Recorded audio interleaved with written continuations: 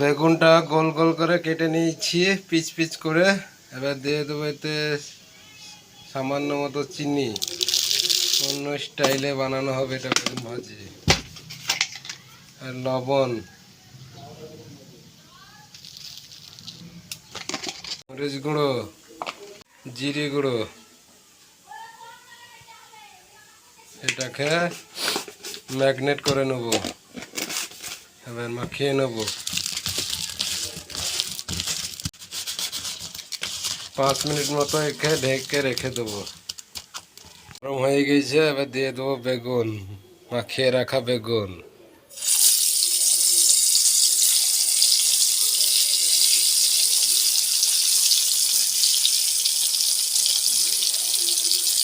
বেগুনটাকে এবার লাল লাল করে ভেজে নেবে।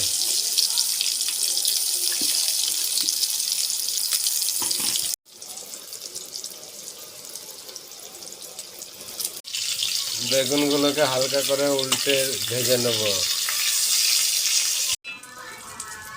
বেগুন ভাজি কমপ্লিট, লাল লাল করে ভেজে নিয়েছি। এবার নামিয়ে নেব।